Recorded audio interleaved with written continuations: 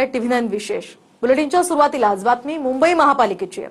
आशियातली सर्वात श्रीमंत महापालिकेचा लौकिक मिरवणाऱ्या मुंबई महापालिकेत नगरसेवकांचं मानधन थकीत असल्याचं समोर आलंय। गेल्या 3 महिन्यांपासून नगरसेवकांना पगार मिळालेला नाही। सुरू असलेले प्रकल्प आणि दैनंदिन खर्चाचं यामागे कारण देण्यात आलंय। पाहूयात।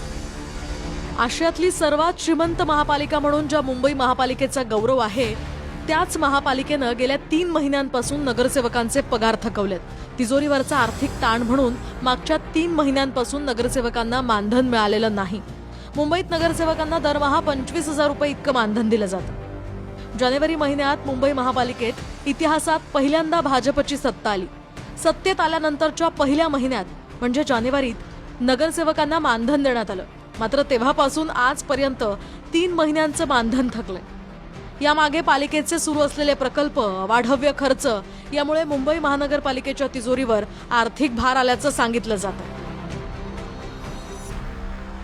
महापालिकेच्या कामगारांचा पगार देण्यासाठी ठेवी मोडण्याची शक्यता वर्तवली जात असण्याची ही चर्चा असतानाच आता मुंबईसारख्या महापालिकेनं नगरसेवकांचं मानधन थकवावं याबद्दल अनेकांच्या भुवया उंचावल्या।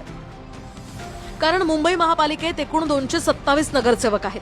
प्रत्येकाला 25,000 मानधन देण्यासाठी महापालिकेला दरमहा सरासरी 56 लाख रुपये हवे आहेत। मुंबई महापालिकेचा महसूल आणि ठेवी पाहता ही रक्कम पालिकेसाठी अगदीच किरकोळ आहे।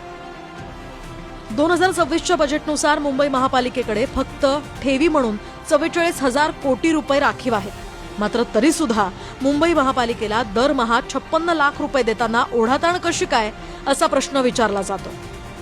Bureau report TV9 Marathi.